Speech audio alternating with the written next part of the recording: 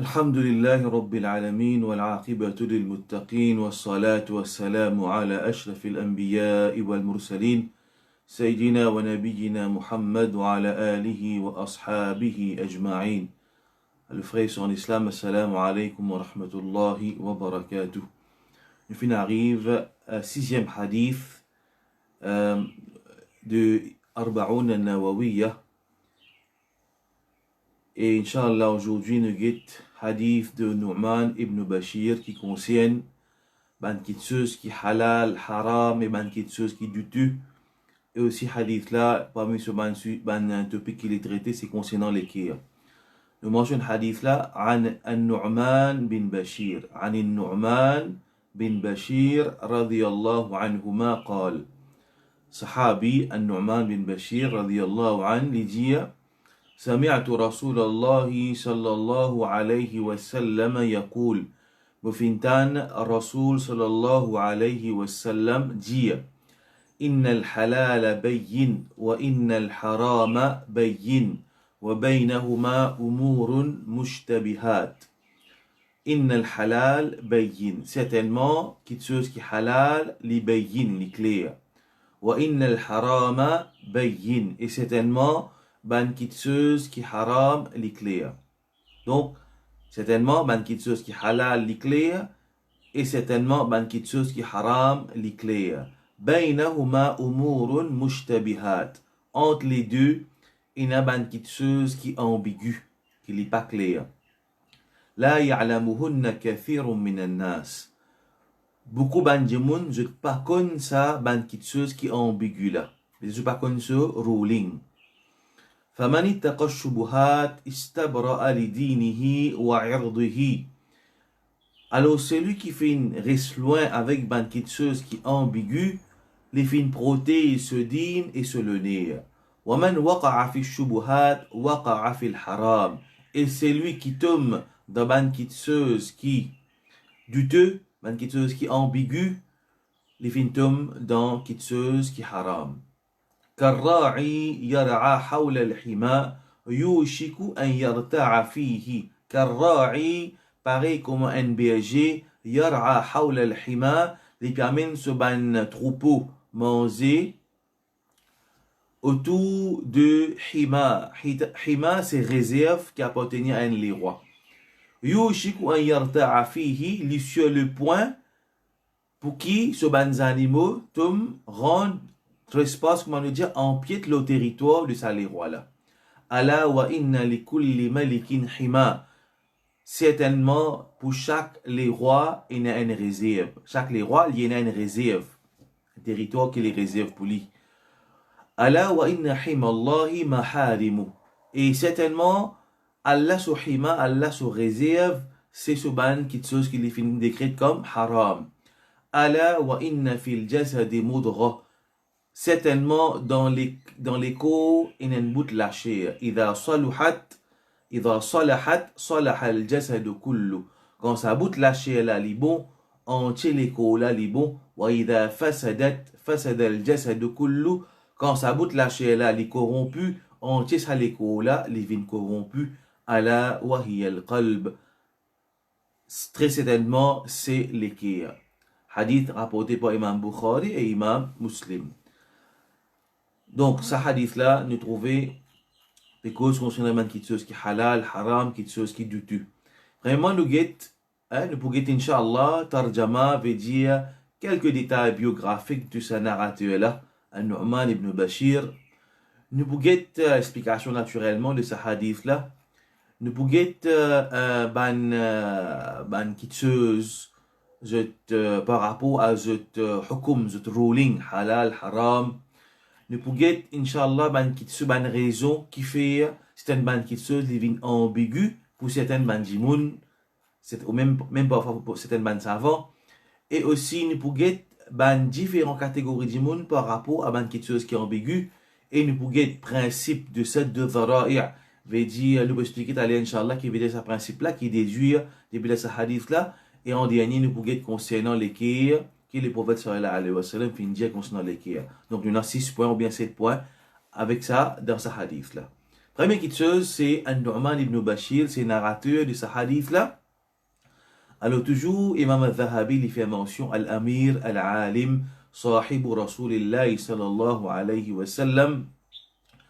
Et Nu'man ibn Bashir, c'est Al-Amir, le chef. Qui fait le chef? Parce que nous vous trouvez là, plutôt, pour une Muawiyah radiyallahu anhu, que vous mettez comme gouverneur de l'endroit dans la Syrie, plutôt dans l'Irak. Et Sahibu Rasulillah, compagnon du prophète sallallahu alayhi wa sallam, il y a alim, il y a un savant. Il y a un sahabi, il y a un savant parmi un sahabi. Et aussi, ce sahabi-là, il est parmi il n'est pas parmi man sur. Il y a un mot qui dit qui écrit la vie de ban sahaba, comme Imam Zahabi. Il n'est pas le même mention sur le sahabi, parmi man sahabi qui dit petit.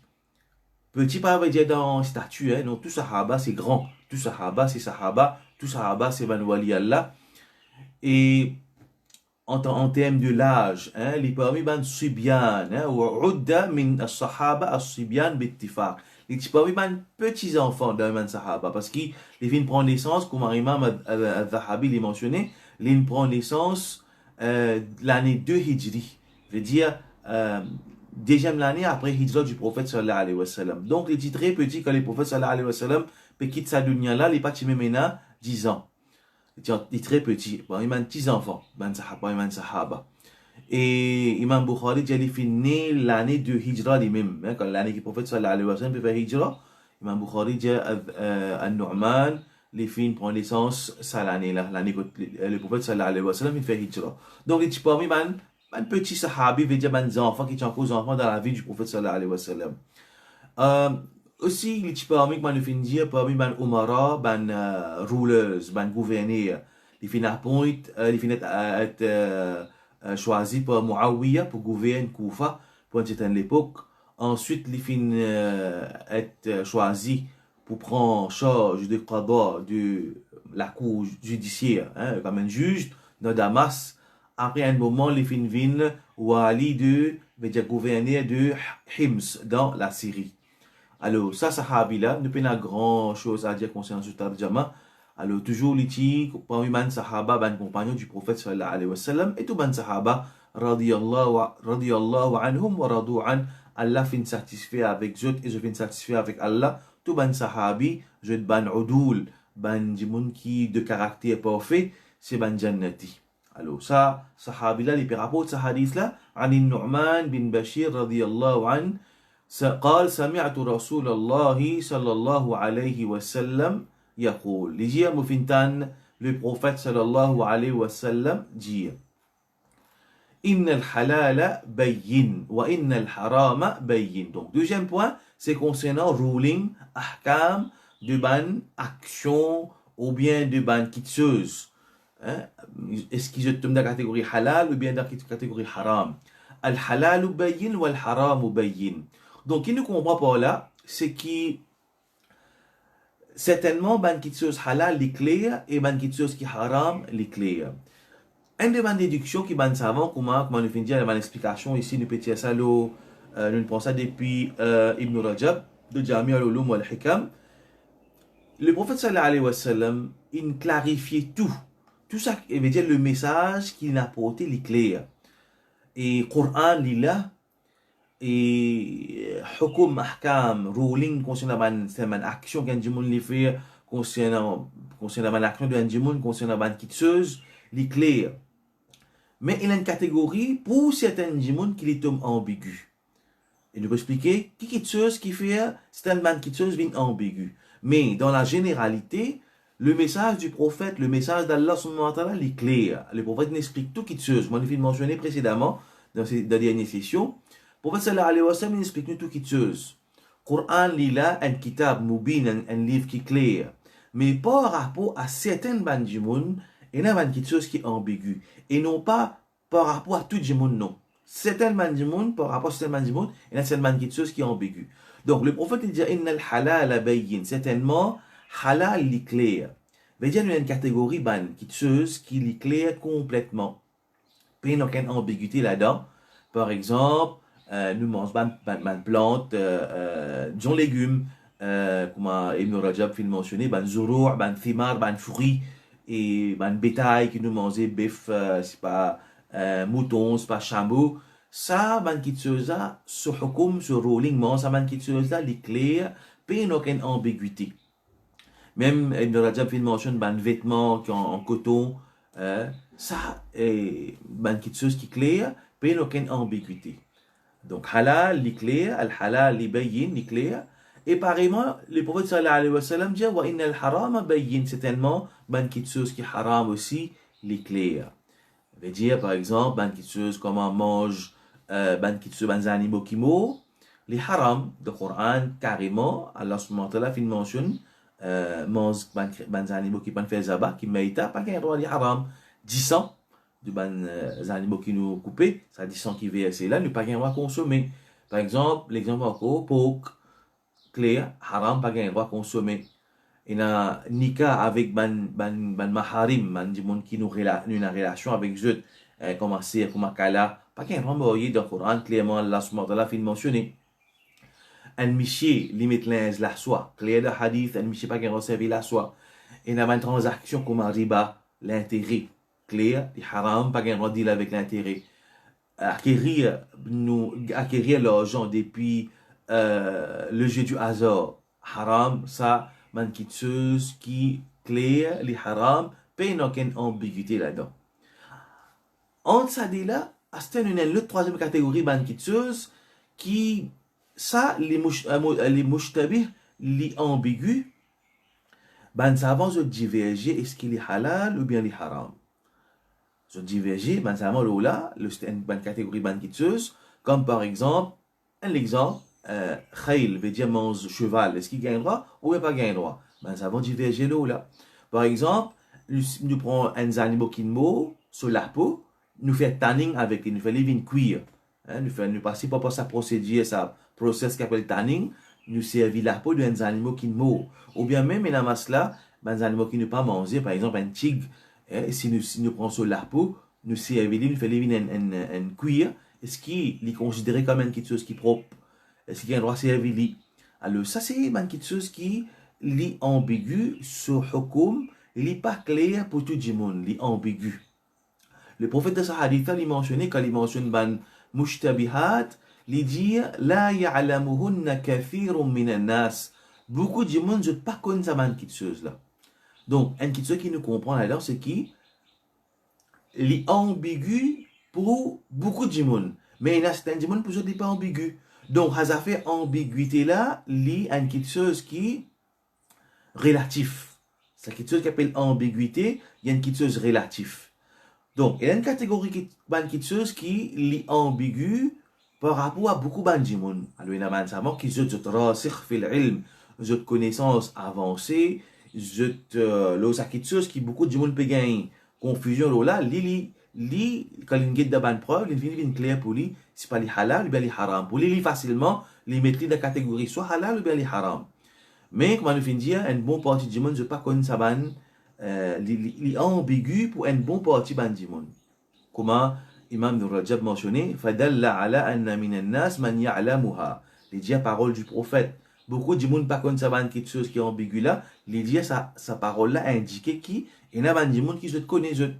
Donc, il n'est pas ambigu pour tout le monde. Imam Ibn Rajab, il mentionne 4 raisons qui font une chose qui ambiguë. 4 raisons qui font une chose ambiguë, et ça est extrêmement important.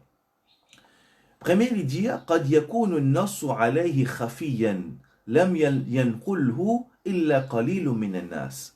Il dit ça quelque chose qui est ambigu là, qui beaucoup de monde ne connaissent pas les halal ou bien les haram, qui fait arriver, ça n'est pas clair pour beaucoup de monde, c'est qui ça hadith qui peut cause concernant ça issue là, beaucoup de monde ne connaît. Une petite chose, c'est pas les halal ou bien les haram, les mentionnés dans le hadith, mais beaucoup de savants pas gagner ça texte là. Ça hadith là qui peut cause concernant ça issue là, il pas venir à tout ban savant. Un texte qui khafi qui lam yablugh jami'a hamalat al-ilm.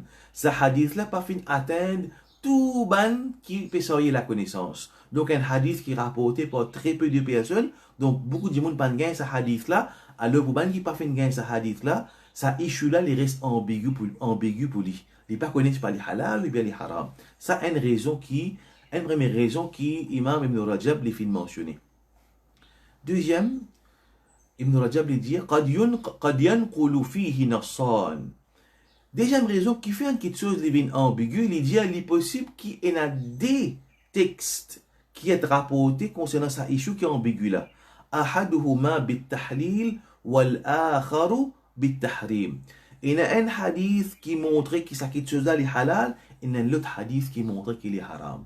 Il y a des concernant celle qui chose, il y a des hadiths. Un peut montrer qu'il est halal, un peut montrer qu'il est haram. فيبلغ طائفة منهم أحد النصين دون الآخر. Donc il y a des hadiths, un peut montrer halal, un peut montrer qu'il est haram. Alors qu'arrivé, un de ces deux textes-là, il atteindre un groupe de bons savants. فيتمسكون بما بلغهم. Alors ces bons savants-là, je prends ça un texte-là. Il y a des textes, un qui veut dire montrer qu'il est halal, un montrer qu'il est haram. Un bon savant, je gagne celle-là. Alors, ça bon savant-là, je t'attrape ça, un texte, je gagne là, je fais amal là, je donne fatwa, là, ça texte-là. أو يبلغ النصان معا من يبلغه التاريخ من يبلغه التاريخ. C'est-à-dire, ou bien, ça des textes-là, tous les deux viennent un groupe bon savant, mais seulement, qu'arrivé, je ne sais pas connaître laquelle texte qui est avant. Des hadiths venus, un peut montrer halal, un peut montrer haram. Alors, tous les hadiths, un groupe savant, je gagne. Mais si moi, je ne sais pas connaître laquelle hadith que le prophète india avant. Laquelle parole qui india avant, laquelle qui vient après. C'est ce qu'on appelle nasikh mansoukh. Il y a quelque chose de la loi islamique, de la sharia.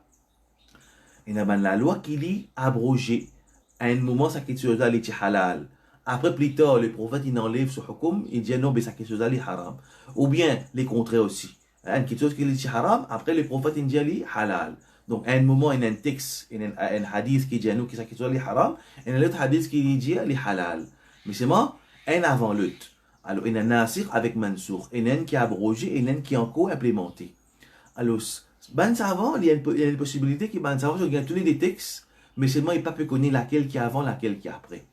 Alors, ça, c'est raison, et il dit, quand ben savant arrive devant une situation pareille, un ben savant, فيقف لعدم معرفته بالناسخ. Il y a un savant, je n'ai pas dit un onier, je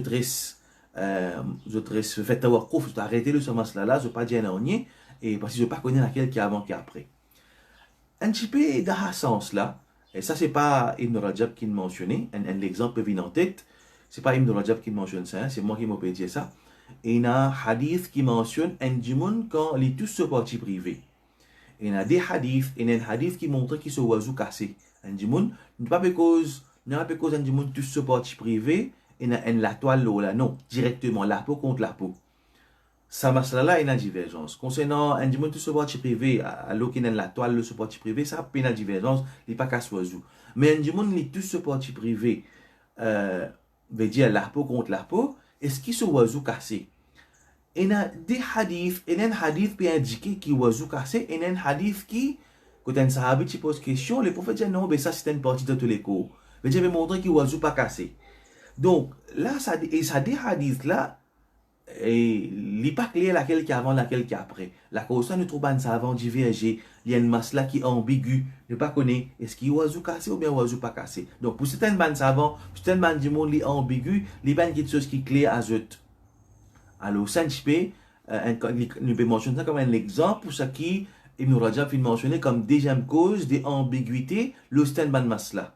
C'est-à-dire, il y a des textes, un qui indique les permissibles, un indique les pas permissibles, ça quelque chose là, alors pas connaître laquelle qui est avant, laquelle qui est après.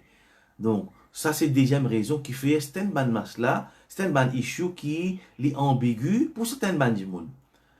Troisième raison qui Ibn Rajab a mentionné, ليس فيه نص صريح. Pena, ça issue, une autre raison qui fait un statement qui est ambigu, pena un texte qui est clair.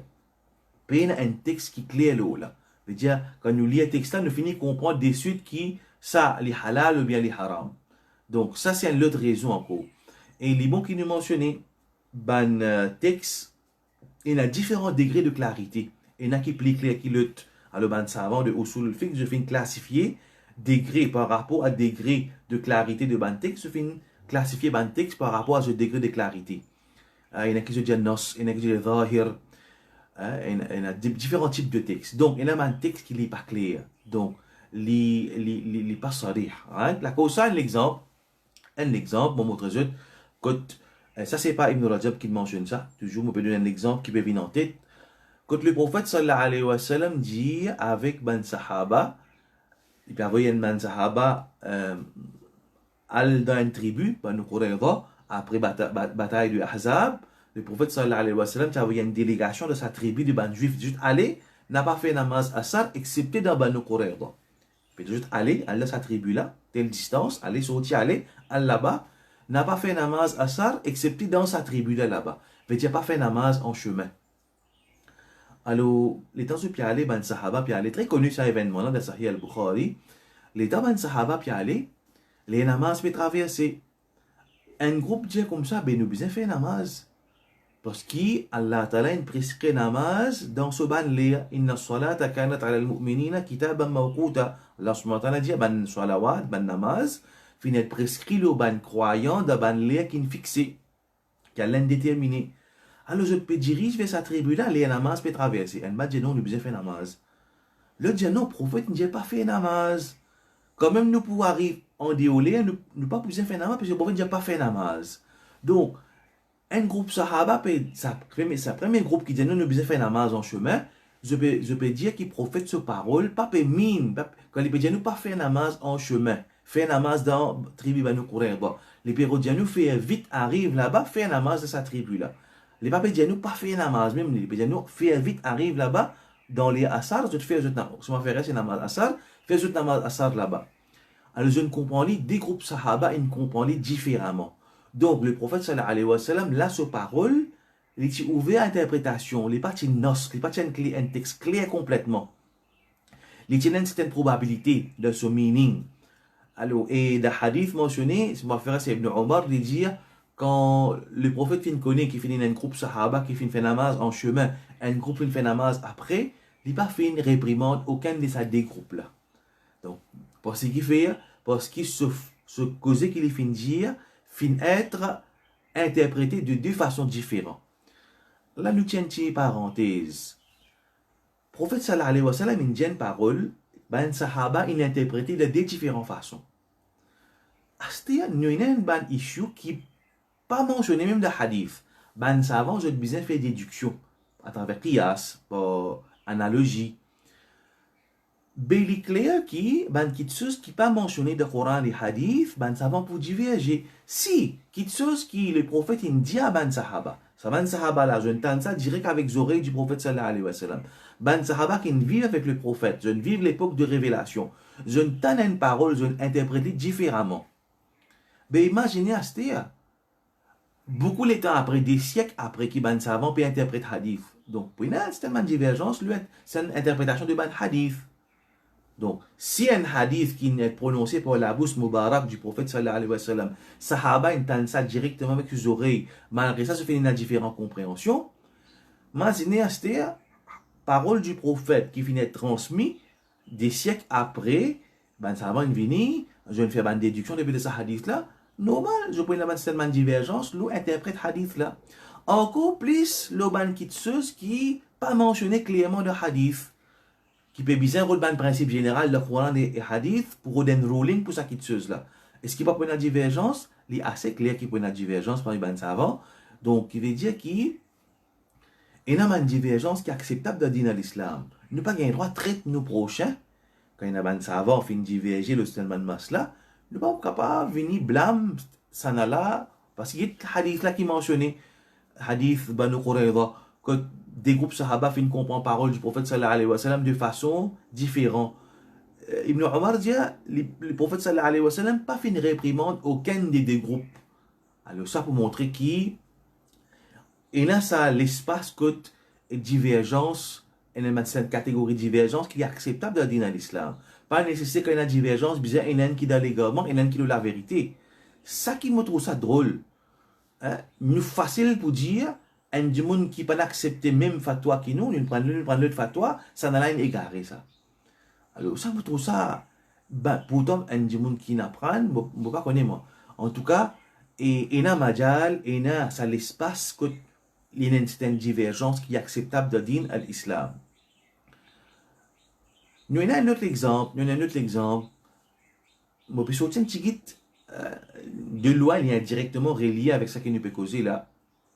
Parce qu'il nous peut trouver ça qui peut arriver, ben, jour qui peut traverser là. Tu as des sahaba. Je donne voyage.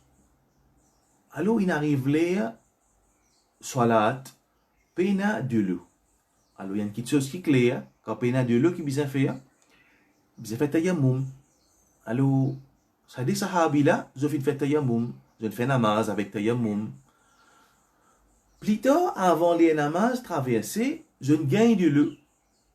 Alors, un là dit ça, je fais namaz avec tayammum, je vais faire wazou, je vais faire mon namaz.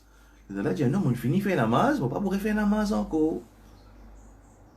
Alors, ça événement-là finit de rapporter, je veux dire, après, fin arrive ça, ben, la fin raconte ça, le prophète sallallahu alayhi wa sallam, m'aurait dit, des sahaba, il arrive namaz, je te paye de l'eau, je te fais tayammum, je te fais namaz avec tayammum. Les namaz sont encore traversés. Hein? Par exemple, namaz asar, 3h30 à peu près. Il y a les jusqu'à 6h15, 6h20 actuellement là. 3h30 jusqu'à 6h15 namaz asar. Un il fait namaz 4h avec tayammum. Patina de l'eau. Il arrive 5h30, il gagne de l'eau. Alors, ça dit sahaba là, tous les deux ils font namaz avec tayammum, plus tard, ils gagnent de l'eau. Avant les namaz traversés. Un laine, il fait oiseau, il refait son namaz. Là, j'ai non, moi, pour faire namaz, moi. Je ne raconte ça, le prophète sallallahu alayhi wa sallam qui n'arrivait. Le prophète sallallahu alayhi wa sallam dit, avec celui qui finit répète ce namaz, laquelle ajru marratan. Il dit avec celui qui répète ce namaz, laquelle ajru marratan, tu peux gagner des récompenses. Qui fait des récompenses, il fait un namaz avec tayammum, il répète ce namaz avec wazou. Tu peux gagner des récompenses. L'autre sahabi qui lit pas fin refaire ce namaz, le prophète sallallahu alayhi wa sallam dit, asabta sunnah, tu fin atteindre the sunnah. You have attained, tu fin gain la sunnah du prophète sallallahu alayhi wa sallam. Mais dire, qui ne comprend pas sa parole là, tu fin gain la sunnah du prophète sallallahu alayhi wa sallam, mais dire, si le prophète sallallahu alayhi wa sallam, lui-même, tu retrouves lui dans une situation, quand il fait namaz avec tayammum, après, il fait une gain de l'eau, le prophète pas pourrait faire ce namaz. La sunna, c'est qu'il paraît faire namaz. Alors, le prophète sallallahu alayhi wa sallam, get sur réponse à sa des sahabi qui fait diverger. Toi, tu peux gagner des récompenses, l'autre là, dit, toi, tu fais gagner la sunna. Nous ajouter en plus là, parce qu'aujourd'hui, nous trouvons du monde facilement taxé du monde quand nous avons une opinion différente. Le prophète sallallahu alayhi wa sallam dit, إذا اجتهد الحاكم فأصاب فله أجران وإذا أخطأ falahu ajra. Le juge, al-hakim, quand les fins fait des efforts pour lui donner un verdict, les fins gagnent la bonne réponse, ils pour gagner des récompenses. Mais quand il fait erreur, il pour gagner une seule récompense. Veut dire, ban savant, je diverge entre eux, et ça c'est ban savant qui eux, je la capacité pour gagner dans Coran, Hadith et comprendre, faire des déductions. Si eux ban savant diverger, ben imaginez, alors, ben, du monde qui n'arrive décret de martaba, décret de ban savant. Alors, normal, je peux bien prendre un fatwa, dans sa première fatwa qui ban savant, fin de donner, je te suive. Alors, ça peut montrer que dans l'islam, il y a sa majal, ça l'espace côte, il y a une divergence qui est acceptable. Quand un texte, est ouvert à interprétation. Il y a un texte qui est ouvert à interprétation, alors, ban savant, je donne différentes interprétations. Là, ça, ban texte là, alors ça, tout le temps, depuis l'histoire de l'islam, fini là, ça. Et me trouve drôle qu'il y ait un du monde, tu t'apprends ikhtilaf. Quand on apprend dans l'université, par exemple, quand on apprend dans Madina, nous servi un livre qui s'appelle Bidayatul Mujtahid.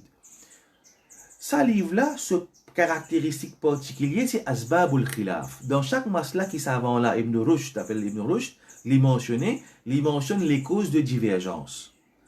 Combien de monde y apprend les causes de divergence dans les bancs savants, malgré qu'il étudie fiqh, il comprend les causes de divergence dans les bancs savants, mais seulement malgré ça, il y a des gens qui sont fanatiques, il y a des gens qui sur la poitrine serrée. il pas accepté, c'est lui qui a une opinion contraire à lui. Et pourtant, dans sa livre, Bidayatul Mujtahid là, c'est qu'il apprend ça dans la faculté Sharia, pendant 4 ans, il peut apprendre divergence. Et, Walgete, combien masla est une divergence? Nous sommes capables de dire, la plupart de masla dans le fait, nous peut dire, est une divergence. Alors, il fallait qu'il y ait ça a tout sadr, nous besoin, il y a sa largesse de nous la poitrine pour accepter celui qui a une opinion différente, aussi longtemps qu'il y a tasli avec Coran et Hadith, mais interprétation, basant l'interprétation différente de ban savant. Donc, veut dire qu'il est besoin de ça a tout sadr, besoin accepter les divergences de ban savant. L'autre raison qui Ibn Rajab fait mentionner d'ambiguïté, raison d'ambiguïté parmi le concernant Stalman Masla, il dit ma yakunu fihi amrun aw nahyun فتختلف العلماء في حمل الأمر على الوجوب أو الندب. Il dit comme ça une autre raison d'ambiguïté. Le Stalman Masla, quand il n'est pas clair, pour certains mandimoun, pour nous dire, est-ce qu'il est halal ou bien il est haram? Il dit c'est un texte côté na l'autre ou bien interdiction. Alors, il y a un savant, quand je prends ça hadith ou bien ayat Coran côté d'un l'autre, je dis ça l'autre là, sur implication, c'est une obligation. Et il y en a qui disent non, ça l'autre là, c'est une recommandation. Ou bien, il y a un texte côté d'une interdiction, mais seulement, il y a un savant qui dit ça interdiction là, sur implication, c'est haram. Impermissibilité, ceux qui pas gagnent droit, ou bien dire non, ça interdiction là, les peut montrer ce qui ça quelque chose là, est détestable. Je considère comme macro. Bon, redire. L'autre raison qui Ibn Rajab fait mentionner qui est une ambiguïté le stand ban masla, c'est qu'il y a un texte qu'il soit le Coran ou bien hadith, quand nous dit un texte ayat Coran ou bien hadith, quand il y a un lot de sa ayat Coran là ou bien de sa hadith là. Mais c'est moi ban savant. Et il a dit ça l'au-delà, sous implication, il y a une obligation. Il a dit non, ça l'au-delà, il implique une recommandation. Un exemple. Le prophète sallallahu alayhi wa sallam dit إذا دخل أحدكم المسجد فلا يجلس حتى يصلي ركعتين. Quand un parmi eux, les parents d'un masjid, il ne fallait pas qu'il y assise, aussi longtemps qu'il y fait des rakats. Donc le prophète sallallahu alayhi wa sallam peut donner l'autre, quand un parmi eux, les rentre dans le masjid, il fallait qu'il fasse des rakats avant d'y assiser. Alors, fait que moi, je rentre dans le masjid, je ne peux pas faire ça des rakats là, je assiser. Je rentre dans le masjid, je trouve 2 minutes pour la namaz asar de bout là, je rentre, je assiser, je ne peux pas faire des sunnats. Alors, il y a un savant dire, ça dit, là, il est assisé, il n'est assisé, pas disposé à assiser. Parce que le prophète ne dit pas assiser aussi longtemps que je fais des rakats. Alors, je dis, ça une obligation, ça veut dire, bien faire. Donc, il n'est pas disposé à assiser, il dit, bout, attend namaz, il rentre dans le jamaat, il n'est pas besoin d'assiser. Parce que le prophète dit, quand un parmi eux rentre dans le masjid, il ne fallait pas y assiser. Parce qu'il fait des rakats. Donc, je considère ça comme une obligation. Il a dit non. Quand le prophète peut dire qu'il fait des rakats, il dit c'est une sunna ça. Il peut recommander pour faire des rakats. Un exemple. Quand vraiment il y a une divergence sur ça issue là. Est-ce que ça des rakats est obligatoire ou bien non? Donc, il y a comme ça, il y a beaucoup de textes quand les savants ont divergé l'autre qui est dans ce texte là ou bien l'interdiction. Est-ce que ça l'autre là? C'est une obligation ou bien c'est une recommandation? Ou bien cette interdiction-là, est-ce qu'il indique tahrim, quelque chose qui est haram, ou bien il montre quelque chose qui est détestable? Donc, ça, une autre raison qui Ibn Rajab peut mentionner qu'il y a quelque chose qui est ambigu. Il y a une ambiguïté, comme on vient de dire, par rapport à certains bandimons, pas pour tout le monde. La ya'lamuhunna kathirun minan nas. Donc, ça, c'est un petit peu concernant la cause de ambiguïté, le Salman issue, qui Imam Ibn Rajab vient mentionner de cette explication de ce hadith-là. Ensuite, le hadith là même mentionne des catégories du monde par rapport à ce issue qui est ambigu là. Le prophète sallallahu alayhi wa sallam lui dit فَمَنِ اتَّقَى الشُّبُهَاتِ اسْتَبْرَأَ لِدِينِهِ وَعِرْضِهِ. Celui qui ne reste loin avec quelque chose qui est ambigu, il fait protéger ce dîne et ce l'honneur. Et celui qui tombe dans quelque chose qui est ambigu, man waqa'a fi الشُّبُهَاتِ waqa'a fi الحرام. Et celui qui tombe dans quelque chose ambigu, il fait tombe dans quelque chose qui est haram. Imam al-Nawawi, sa deuxième bout là, il finit expliquer ça de deux façons. Man waqa'a fi shubuhat, celui qui tombe dans quelque chose qui est ambigu, il fait adonner à quelque chose qui est ambigu, il tombe dans haram. Donc, ça, une interprétation. Une autre interprétation de Imam al-Nawawi, il dit, il est possible que les prophètes pémine par là, qu'il y a une dimoun qui lui adonne li avant quelque chose qui est ambigu, et une grande possibilité qu'il est homme de haram. Ça, c'est une deuxième interprétation de Imam al-Nawawi. Les prophètes sallallahu alayhi wa sallam peuvent donner une comparaison à ce terre. Les prophètes sallallahu alayhi wa sallam, ils donnent trois choses. Ils donnent une chose qui est halal, l'éclair, une chose qui est haram, l'éclair, ban quelque chose qui ambigu, et ban quelque chose qui est ambigu entre ça dit quelque chose qui entre halal et haram, et ban quelque chose qui est ambigu.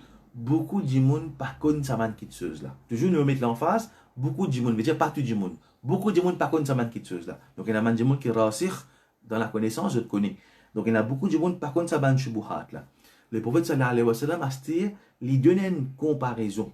Il dit, il pareil comme un rari, un berger, il y en a sur un troupeau, il va mettre sur un troupeau manger, pâturage, le ban libre.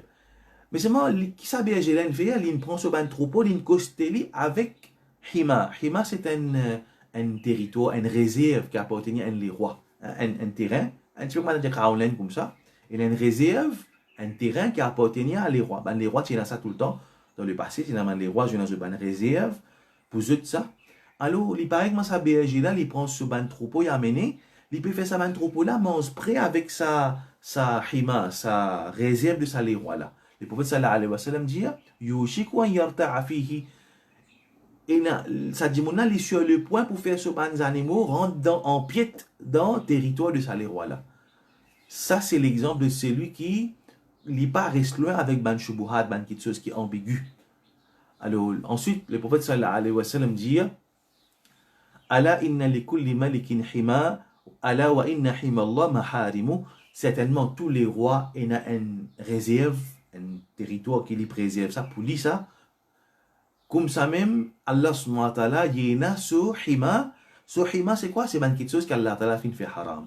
Donc, Allah ta'ala, il décrète tellement quelque chose qui est haram, il ne fallait pas nous coster avec ça quelque chose là. Il ne fallait pas qu'il nous coster avec ça quelque chose là. Sinon, qui arrivait, nous ne pouvons pas altum dans quelque chose qui est haram. D'accord ça?